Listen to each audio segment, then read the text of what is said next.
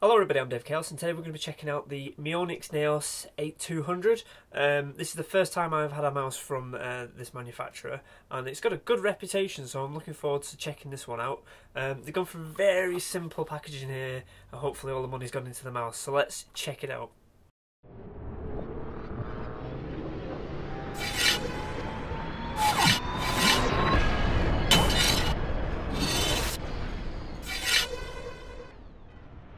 Okay, so here it is already out of the box. I decided not to bother doing an unboxing this time because there's nothing in the box. It's literally the mouse and a quick start guide. So yeah, let's start with the design of this thing. As you can see, it's similar to its predecessor with its ergonomics. You can see if I hold it at this angle, it's got these lovely grooves down the side here, thumb rest, and that's basically your little finger would go there, ring finger, your two fingers you use for clicking, and of course your thumb goes there, and it has a really good feel when you put your hand on it. It's also really quite nice for you palm grip users because it's got the length there, so you can rest your hand on it really nicely, but it also feels good for claw gripping as well. They've just designed it in such a way that no matter how you like to hold your mouse, it just feels good, and I'm really quite impressed with that. Of course, it's for right-handed users only, you know, with this design, but you know, it's just such a nice mouse with that ergonomic on there.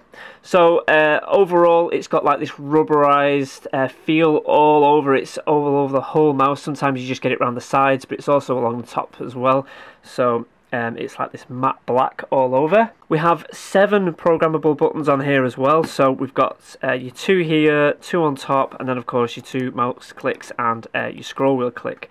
Obviously this is your forward and back during web browsing.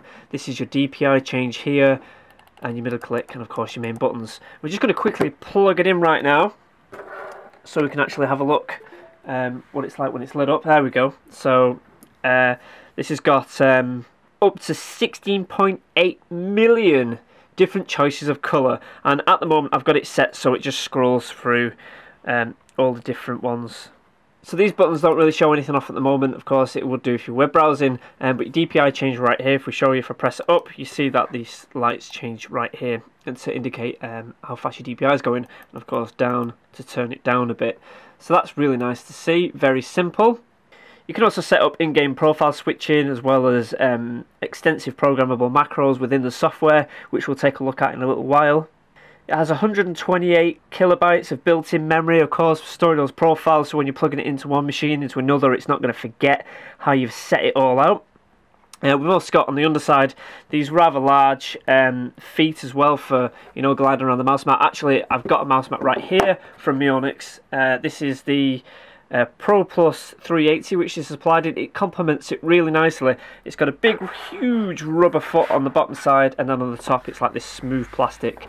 And you know, it just complements this mouse really nice for gliding around, and especially with these huge pads, it just feels very smooth, and of course, you know, very comfortable.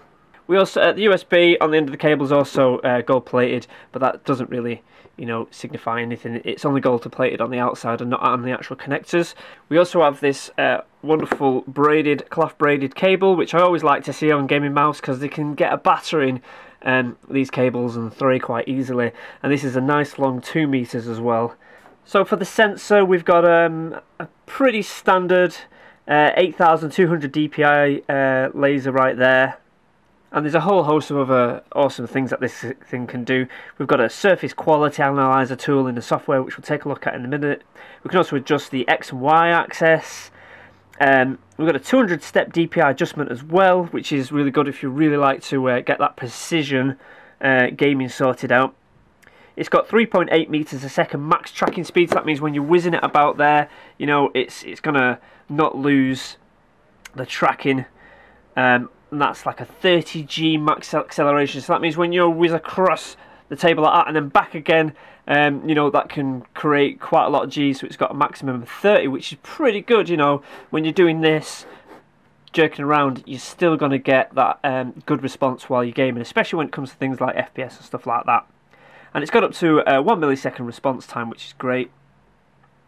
So let's take a quick look at the software and some of the different things we can customize on there, and then we'll wrap up.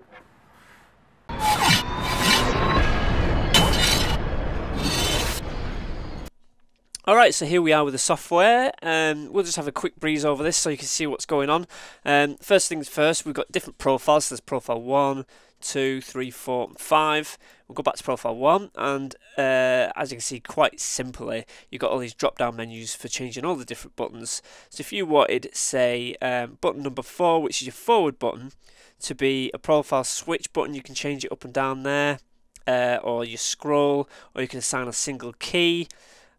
Or you can also record a macro as well, which is really great. Or you can completely disable the button if you wanted to. And that's how that works. Very, very simple.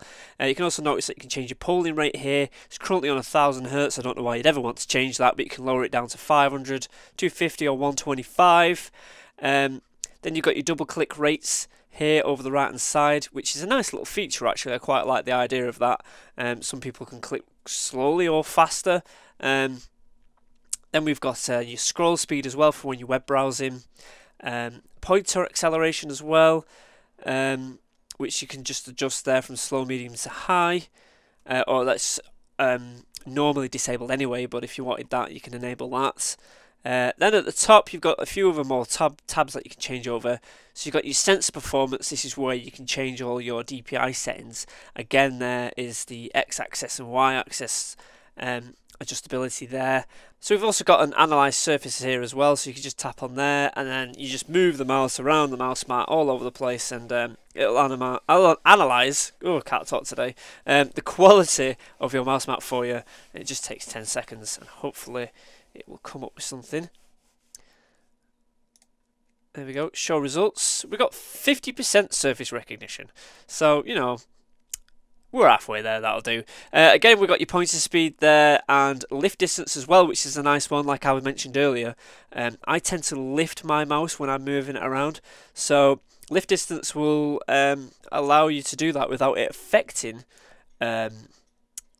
whether or not the mouse is moving around the screen. So sometimes, if say for example we had it on the lowest setting, when I lift the mouse up, it may lose that connection and your mouse won't move. So if you had a high sensitivity, then when you lift the mouse up, it'll still move. The sensor will still sense that the surface is below the mouse and still move your cursor across the screen.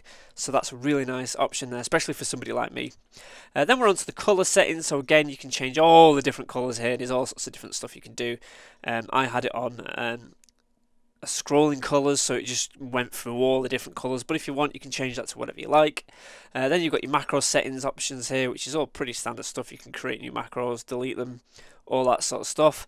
And then the last tab is just for support, so you've got your FAQ, product registration, support and downloads for your drivers and all that sort of stuff. You can also change the firmware for this mouse, so it's nice that they're actually, you know, improving on the software as well as you go along. So there we have it, the Mionix Naos 8200 gaming mouse. I really quite like this mouse. I love this ergonomic feel of it, and it feels really nice. It's very smooth and easy to use, and you know, nice little touches like being able to change the colours of it to pretty much anything you wanted. It's a really nice little touch. It's a pretty simple mouse. You know, it's not got like buttons all over it. You've got 7 to choose from. And of course they still managed to squeeze in different profiles in there, so with the 5 different profiles, you know, you can customise this quite nicely for different games and stuff like that. So there's literally nothing I can fault this mouse on. It's really good, it's robust, does exactly what you want it to do. So I'm going to give this mouse a Hardware Heaven Gold Award.